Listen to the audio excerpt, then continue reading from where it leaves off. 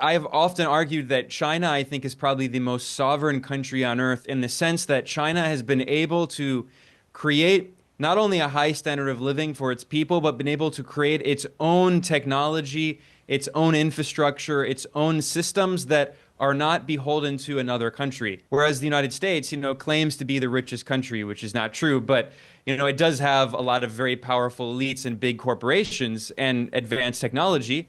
But that technology, the benefits of that technology accrue to a small handful of elites. So we've seen that today, 1/3 of all countries on earth are under US sanctions, which are illegal according to international law. They are unilateral coercive measures. Furthermore, 60% of low-income countries are suffering under US sanctions. The US loves to talk about democracy, but essentially, the US has a financial dictatorship.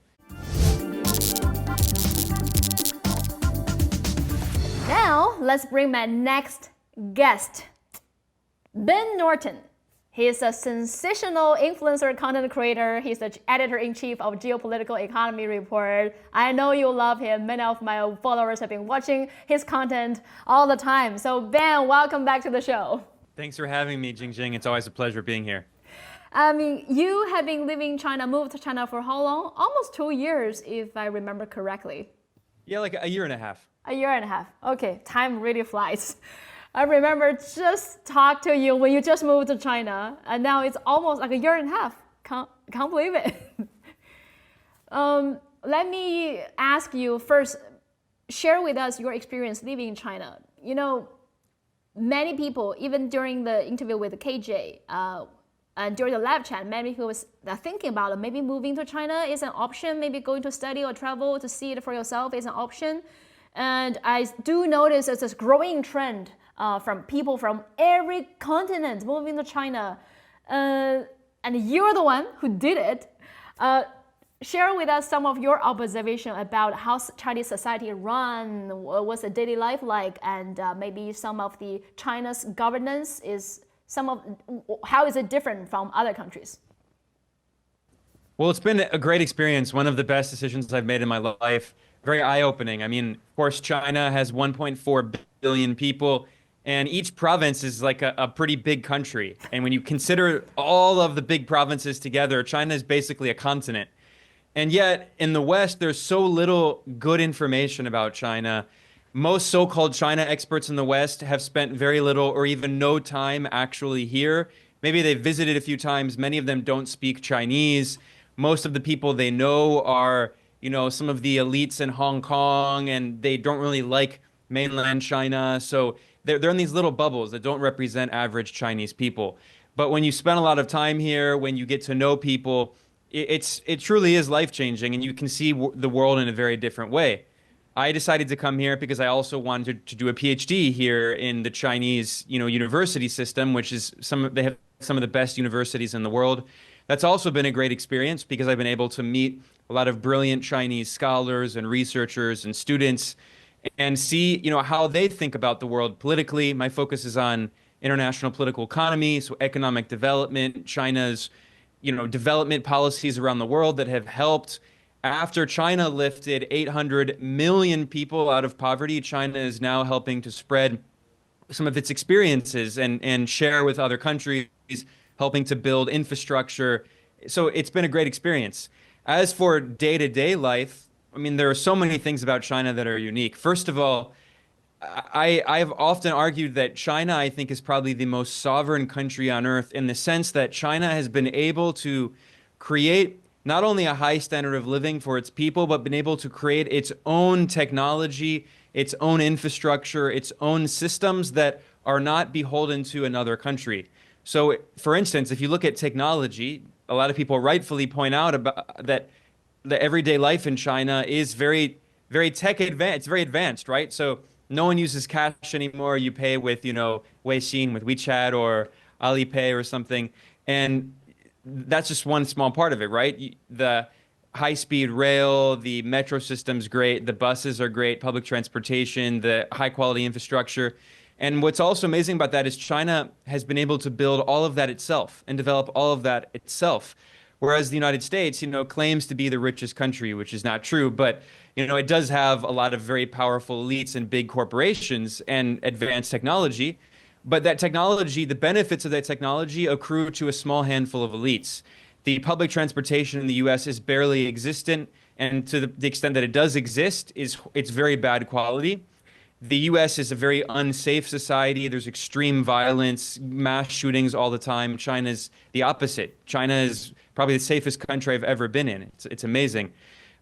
So, I mean, there are so many parallels there. Another thing that I've often mentioned is that when I travel abroad, especially I've spent a lot of time living in Latin America, you realize how much power the US still has in terms of US corporate monopolies through not only, social media, Facebook, Twitter, Instagram belongs to Meta, which is the parent company of Facebook. YouTube belongs to Google.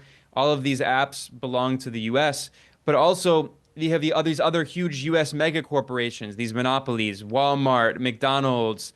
They're just completely rampant all around the world, whereas China has developed its own economic ecosystem that China produces everything. You can go get Luckin Coffee. I mean, Starbucks exists, right? But like, it's not like everything is controlled by U.S. corporations, which is something that you do see in many countries around the world. So, I mean, like you said earlier, inviting people to visit, it's become much easier, especially for people in Europe, for people in Southeast Asia. And basically every month, China announces new policies of restricting visa policies, making it easier to get visas for people in other countries. And I think that they probably will expand that to more and more countries. So basically, there's no excuse at this point. People should come and visit. And it really is amazing to see what has been accomplished in such a short period of time. I mean, you pointed out, Jingjing, that when you were a child, there were still a lot of people who were concerned that they weren't getting enough food. They were concerned about their children being malnourished. And now, I mean, on every corner, you can find coffee shops and restaurants, and it's really great to see just how much living standards have been raised. Yeah, you remind me of the story I shared with other people, because when I was a kid, my grandparents didn't have enough food for me. So as a baby, actually, I lacked calcium because there was not enough protein that my parents can find. So I was a what's the word? How to pronounce? Malnourished kid when I was a baby. But now, like overnourished, always about, oh my God, I keep eating more food. How do I lose weight? So that's the contrast for me. Like I'm in my 30s. With such a short time. That's the difference of our lives. So as a Chinese, I'm always grateful with the system because it helped many people just like me, ordinary Chinese, that we have a different life. Also, I want to hear your thoughts on BRICS, because BRICS is a new multilateral mechanism for different countries, especially for Global South countries, to push forward a just world order. And just a few days ago, there's expansion. 9 members just joined BRICS family as well. So can you tell us your take on the importance of BRICS, of pivoting to a new just world order? This is very important. BRICS, for people who don't know, stands for Brazil, Russia, India, China, and South Africa. It was founded in 2009, and then South Africa joined in 2010. And for a decade, it existed. It's an important organization, but there wasn't a lot that happened. But in the past few years, BRICS has really picking up steam again, and it's been expanding and becoming more and more important. In 2023, at the summit in South Africa, several new countries were invited to join, and on the 1st of January of this year, 2024, 4 countries officially became members of BRICS. So in addition to the 5 original members, you now have Egypt, Ethiopia, Iran, and the United Arab Emirates. And then now, in the recent October summit in Kazan, Russia, 13 more countries were invited to be partners of BRICS. And by the end of 2024, 9 of those 13 confirmed. The other 4, it's not necessarily that they didn't reject the invitation, they just haven't given an official response yet. So the 9 new partners of BRICS are Belarus, Bolivia, Cuba, Indonesia, Kazakhstan, Malaysia, Thailand, Uganda, and Uzbekistan. And this is important because, of course, in BRICS, you have a lot of representation from Asia, which is the most populous continent. Over half of the world's population lives in Asia. But you also have more and more representation from Africa and Latin America. So, of course, in Latin America, you have Bolivia and Cuba. And in Africa, you also have Uganda and Nigeria and Algeria have been invited. They haven't given a response yet, but Nigeria is the most populous country in Africa. Ethiopia is the second most populous country, and Ethiopia is now a member of BRICS. So it's expanding, and it really is an important platform for the global South. Now, I think a lot of people kind of misunderstand BRICS because there are internal political differences, of course, but I think what brings countries together in BRICS is a common pursuit of a more democratic world order, especially a more democratic financial order. And you had on the great economist Fadl Kaboub talking about the importance of decolonizing the international financial system. The international financial system that we have today was essentially designed by the United States toward the end of World War II at the Bretton Woods Conference in 1944, in which the U.S. was essentially given control over the system. The U.S. dollar was made the global reserve currency. The U.S. was given veto power in the Bretton Woods systems, in the IMF and the World Bank. And the U.S. has used its privileged position in this system to essentially weaponize the dollar, to weaponize the financial system, to try to punish countries that pursue alternative paths of development, especially socialist countries, but also countries that, had nationalist policies and tried to control their own natural resources and didn't want U.S. corporations to dominate their natural resources. So we've seen that today, 1/3 of all countries on Earth are under U.S. sanctions, which are illegal according to international law. They are unilateral coercive measures. Furthermore, 60% of low-income countries are suffering under U.S. sanctions. And we've seen, for instance, countries like Cuba, which is now a partner of BRICS. Cuba has been suffering under an illegal U.S. blockade for more than 60 years. And every single year at the United Nations General Assembly, every single country on Earth, except for the U.S. and Israel, but every other country, 98% of UN member states, vote to condemn this illegal U.S. embargo and demand that it ends. But it never ends because the U.S. has control over these financial systems. They can suffocate countries like Iran, like the DPRK, like Venezuela, like what happened in Syria. One of the main reasons for the collapse of the Syrian government is that the economy was in free fall. There was hyperinflation. Army soldiers were getting paid almost nothing. The U.S. crushed the Syrian economy. So what is the way out of this situation where one country or a small handful of countries can weaponize the financial system? There needs to be an alternative. And despite the political differences between, India and China and Brazil and Cuba, despite these political differences, what draws these countries together is the desire for a more democratic international order, because the current system that exists is not democratic. The U.S. loves to talk about democracy, but essentially, the U.S. has a financial dictatorship. The U.S. has veto power over the leading financial institutions and many of the leading political institutions like the UN Security Council. So these global South countries that represent the majority of the world population want to create more equitable institutions. And one of the ways of doing that is creating alternative development banks like the New Development Bank, which is the BRICS Bank, creating an alternative to the IMF, which BRICS has, which is still very much in the early stages, but they're developing it. And they're also trying to de-dollarize to create alternatives for countries so they can trade using their local currencies. More than 95% of trade now between China and Russia uses Chinese renminbi and Russian rubles. China and Brazil are using their local currencies for trade. Iran and Russia, India and Russia, more and more countries, the ASEAN countries in Southeast Asia are de-dollarizing using their local currencies. And BRICS is providing platforms for that. BRICS is also providing platforms for countries to de-dollarize the reserves they hold in their central banks. So the US and Europe can't just steal their reserves like they did to Russia or Venezuela or Iran.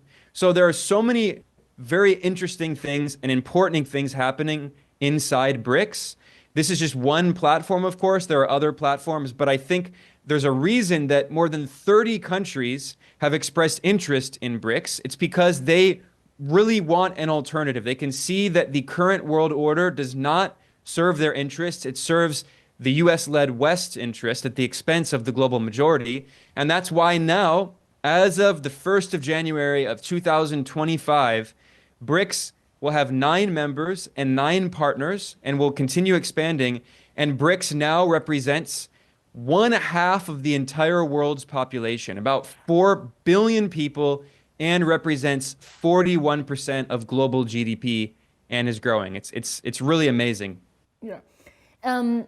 I don't know how many people realize this because, US or Western countries always say their system is the best, capitalism is the best. But actually, no, like America, many even say, well, America experienced many financial crises, but still it didn't collapse, it going well. But one of the reasons the US can maintain that, not collapse, is because through the dollar as a global reserve, they can export their crisis to other countries, global south countries, developing countries, and inflate their market, raise the rate, and so all the capital just flow back to America. So basically the US system is feeding on developing countries as the blood bag.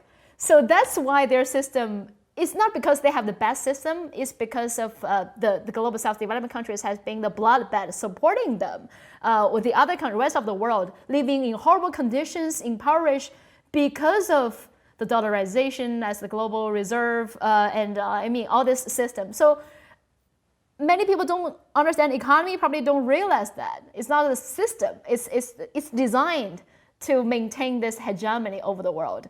But now, as I mentioned, through BRICS, there's a huge motivation for developing countries to de-dollarize and change this. But it won't be easy. De-dollarization cannot be achieved within like a week or maybe within a few years. How confident are you about this new trend? Can you also share how this current global economy structure has been devastating developing countries, and how can we achieve a new structure? Yeah, great questions. First of all, I'll say I am pretty optimistic. Like, I agree with you that it's not going to happen overnight. It's easy to get really heated up and say, the dollar is going to collapse. Obviously, we're talking about a process of decades, but it is happening. And as President Xi Jinping has repeatedly said, it's one of his favorite quotes. We are seeing changes, historic changes not seen in 100 years. And I think he's absolutely right. We are seeing so many historic changes. So let's talk about some of those. You mentioned the exorbitant privilege of the US dollar. That's the term often used. Exorbitant privilege. Ironically, that term was coined not by a global south country. It was coined by the finance minister of France in the 1960s because France was angry that the US had this privilege that other Western countries didn't have, because the US can run massive deficits with the rest of the world. The US can import and import and import and produce very little to nothing. And yet the US doesn't face the kinds of inflation crises that many other countries face. So for instance, if you look at a country like Pakistan, they chronically have a deficit, a current account deficit, meaning that they import much more than they export. They have to import a lot of oil and wheat and other commodities. That means that their currency is constantly declining. They have a lot of inflation, so they have to take on debt in order to pay for those imports to try to maintain some kind of stability in their economy. The US has tens of trillions of dollars of debt, and it grows every year by trillions more. And US debt to GDP is over 120%. That is, there's more public debt in the US than all of the goods and services produced in the economy in a year. And it continues to grow. And yet the US doesn't face these kinds of problems that a country like Pakistan faces because there's so much demand for the US dollar, because it's the global reserve currency, because the US designed the financial system in a way that guarantees demand for its currency. So, now politicians in the US scapegoat China, they blame China. But this is the system that the US designed because it benefited Wall Street. So yeah, the US has deindustrialized because US companies found out that the best way to become rich is not by actually industrial production, it's through speculation in Wall Street. So now the US stock market represents over 70% of the market capitalization of all of the world stock markets. So the US became the banker of the world because the dollar is the reserve currency. So what happens, a lot of people have lost good manufacturing jobs, unionized jobs, because a lot of these companies didn't want to have unions, so they moved abroad. It's not China's fault. This is the fault of this is the greed of the US capitalists who didn't want to provide good jobs for their workers, and the government encouraged that under Ronald Reagan and then under Bill Clinton. It was bipartisan. But now, of course, that entire history has been erased, and now they just blame China, ignoring all of these policies in the neoliberal era. So how is this dollar system also hurt developing countries, the majority in the global south? It's also hurt them because, as you mentioned, because the US dollar is the global reserve currency, US monetary policy affects the entire world. So in a country like Brazil, if they have inflation, their central bank can raise the interest rate to try to bring down inflation by increasing the cost of borrowing money. Well, the US has had inflation recently because of supply chain disruptions due to the pandemic, and the US central bank, the Federal Reserve, raised interest rates at an unprecedented scale since the late 1970s. However, because there's so much global demand for the dollar, it's needed for the global financial system. That means that those US interest rates affect the entire world. And now what we've seen across the global south is more and more countries have seen their own currencies fall drastically against the US dollar. This is causing a lot of inflation, and it's making it very hard for countries to pay off their debt. So across Africa in particular, we have so many people who want to have better lives, but their currencies are drastically falling. Their paychecks are falling, and their countries have huge amounts of debt that are held in dollars. They're denominated in dollars, and they can't print dollars. And their currencies are falling against the dollar because of US monetary policy. So we've seen Ghana and Kenya and Egypt going through debt crises. And then what happens is you have a country like Kenya needs a bailout, and the IMF steps in, which is dominated by the US, and they demand structural adjustment, privatization of state-owned enterprises, cutting social programs that help people. And this is a thing we've seen again and again. It happened in Latin America. It led to the so-called lost decades in the 1980s. And it even happened to South Korea in 1997, 1998 in the East Asian financial crisis. By the way, mainland China was not affected by that financial crisis because it has a very different system, a state-controlled financial system. They have not allowed these kinds of greedy financial speculators from destabilizing the economy, which caused so many crises around the world. So what we're seeing today is a serious debt crisis in many global south countries because of the monetary policies of the US, because of the role of the US dollar. And finally, what we've also seen is that the US and the financial institutions that it dominates, like the IMF and the World Bank, that are largely run by US trained economists, they have encouraged global south countries for decades to borrow on capital markets, to sell sovereign bonds to investors on Wall Street, to what are known as vulture funds that buy up debt, often distressed debt for pennies on the dollar, and then they use the US justice system to sue countries like Argentina, demanding that they pay them billions of dollars in profit.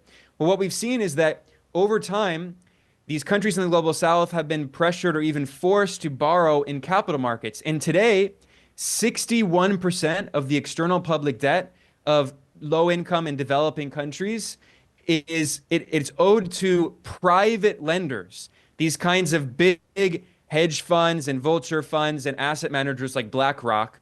And now what that means is that it's very difficult for these countries that are facing debt crisis right now to actually deal with that by trying to have a haircut for their lenders. Their lenders don't want to take a haircut. Their creditors don't want to take a haircut because they're making money off of this. They don't want to lose money. So there's all this propaganda in the West talking about supposed Chinese debt trap diplomacy, which even a few mainstream US scholars like Deborah Browningham have admitted it's not real. It's a myth. There's no Chinese debt trap diplomacy. But that's actually a distraction from the Wall Street debt trap, from encouraging these countries to take on dollar-denominated bonds sold backed by financial institutions and Wall Street. And now we see a horrible crisis in some of the poorest countries on earth. And the US wants to say, don't look away, don't look at what's actually happening. We're just going to blame China. And you just mentioned like Chinese mainland was the one escaped from the global financial crisis.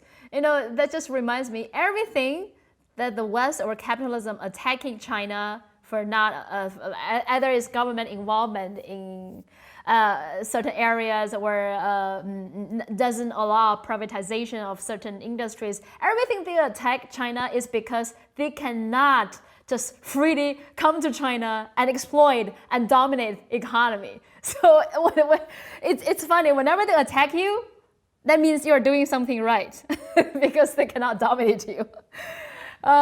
Okay, Ben, I prepared some memes for you. I would like to hear your take as well. So let's take like the first one. Okay. I mean, that's the two mentalities. I mean, the statement from the foreign ministers from China and the US. China is always saying lose-lose is not a rational choice, and win-win is the future of mankind. While Blinken said, if you're not at the table in the international system, you're going to be on the menu. Feels like win-win or cooperation is a foreign concept to some Westerners. Yeah, unfortunately, and it's because we have to look at the kind of government we're dealing with, right? The US government and some Western other governments in the West are fundamentally different from the Chinese government. The Chinese government is run by a communist party that has to act on behalf of the people of the country, and it does so because as soon as they don't, that there are protests and then they have to respond. And what's funny is when there are protests in China, the government immediately responds and does what the protesters are asking for. We saw this with the end of the COVID restrictions. We saw this with, for instance, the issues in the real estate bubble. And, so many people have had issues with real estate. In the US, we see people protest. Like, for instance, we saw in 2021, there were big protests over police brutality, right? And what was the response? 2020, there were big protests. And what was the response? Instead of reducing the budget for these police departments, like the New York Police Department, which has a larger budget than the military budget of North Korea. I want to emphasize this point. The New York police budget is more than the military budget of North Korea. And yet, instead of reducing the budget for police and giving that money to education and healthcare, they increased the police budgets in the US. So literally the US government does the opposite of what people are demanding for in protest. And it's because, again, in China, yes, there are some rich people, but the government acts on behalf of the working class majority. And as Deng Xiaoping said, yes, we will allow some people to become rich, but the idea is to pursue common prosperity. Everyone should have a prosperous life, not just a small handful of oligarchs. In China, if you are rich, but you go against the law, if you go against policies that hurt, if you engage in policies that hurt people, you will face consequences. In the US, you'll become president. I mean, look at Donald Trump. In the US, you will be given a position in the cabinet. Donald Trump's cabinet includes 12 billionaires, including Elon Musk, the richest man on earth. Donald Trump's cabinet right now includes people who want to eliminate the Department of Education. They don't want a Department of Education. They want to cut spending on healthcare. They want to cut spending on food stamps. But meanwhile, they want to increase the military budget. The problem in the US is that you have a government that is entirely accountable to oligarchs, to big corporations. So in the US, big corporations control the government, whereas in China, the government disciplines and controls the corporations. They're completely different. They're the opposite. So it's not a surprise, unfortunately, that in the West we see these kinds of policies and this idea that you cannot have win-win cooperation. You can't have win-win cooperation when your government is controlled by corporations and the only thing they care about is maximizing their profit and destroying all of their competition. What's funny is they actually don't want competition. We see this with China. China now has some of the best technology companies in the world that are making very high quality, low cost electric vehicles and solar panels and semiconductors. So what's the response of the US government? People like Elon Musk asked for tariffs. Elon Musk said, in a phone call, he said, which is funny because he has a lot of investments in China, so he's been very careful. But he also said to his investors, he said, if we don't have tariffs on Chinese EVs, they will destroy us because they're the best EVs in the world. And what happened? The US put 100% tariffs on Chinese electric vehicles. So in the US, you have a system that is entirely controlled by money. And in China, you have a system that can actually put the interests of the people first. And that's why you can engage in win-win cooperation. Because yes, you can make a deal that doesn't maximize profit at the expense of everything else. You can still profit, you can still benefit, but the other side can also benefit. And this is why so many people, especially in the global south, are looking to China as a potential partner to develop, to look for investment, because they understand that they're not simply looking at just destroying everything and just trying to suck out all of the profit and wealth like we see in the US with, private equity funds, where not only are they exploiting the world, they're even cannibalizing the US economy. Private equity funds are buying up big companies like Toys R Us and Red Lobster and destroying them and then selling them for parts. And that's unfortunately become the business model in the US. Incredible comments. And let's take a look at the next one. The headlines of all the New York Times. First, in 1990, they say, opinion piece said how to choke Iraq. And in 1998, they say bombing Iraq isn't enough. And then again, 1998, American bombs makes Iraq stronger. And bomb North Korea before it's too late. Bomb Syria even if it's illegal. And to stop Iran's bomb Iran. It's just bomb one country after another. What the heck? So and by the way, I think that last article you mentioned, to stop Iran's bomb Iran, I think that was John Bolton who wrote that, right? That's one of his famous articles. Yes. And John Bolton was promoted to becoming the national security advisor under Trump, the top US national security official. So, I mean, these are not just random people writing articles. These are people who become top US government officials. And it's very sad and it's very sick. I mean, the US has engaged in wars around the world. In fact, I did a report 2 years ago, the data is from 2022, that showed that since 1991, the end of the Cold War, when the US claimed that there was going to be peace and so-called Pax Americana, from 1991 until 2022, according to the US government's own data, the US military engaged in 251 foreign interventions. 251 in just 3 decades. I mean, it's crazy. If you look at a map of countries where the US military has intervened, it's the majority of countries on Earth, including all countries in Latin America. It's incredible. And then we see in the media, just so flippantly, without any concern, people talk about, oh, we need to bomb another country, we need to destroy another country, with no concern for the consequences of the people on the ground living in these countries. According to Brown University, which has a very important project called the Cost of War Project, they estimated that US wars after 9/11 in the past 3 decades have caused 4.7 million deaths. 4.7 million deaths, and tens of millions of people have been displaced, made into refugees. So, I mean, the US has caused so much chaos and suffering around the world. Meanwhile, China has not been involved in a war since 1979. In our lifetimes, China has not been at war. China has been a force for peace in the world. And China has been trying to encourage countries that are rivals to come together and sign peace treaties and have rapprochement, which is exactly what happened between Iran and Saudi Arabia. And China has tried to do the same in other conflicts, well, like in Ukraine and Palestine.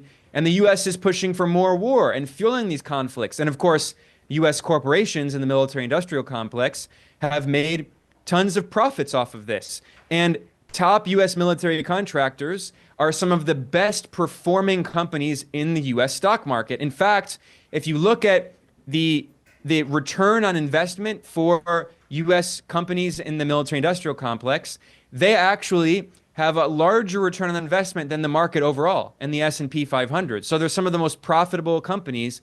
And meanwhile, those companies, those military contractors, they fund politicians who win elections in the US. And over 90% of candidates running for the House of Representatives with more campaign contributions win the election.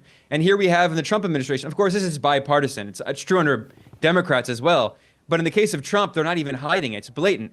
Donald Trump's Deputy Secretary of Defense in the Pentagon will be a billionaire who has gotten rich off of Pentagon contracts. And of course, Elon Musk has also gotten billions of dollars of contracts. So, I mean, the system has become so corrupt, but these politicians are funded by the companies that profit from waging war around the world. And unfortunately, millions of people have died because of that. Yeah.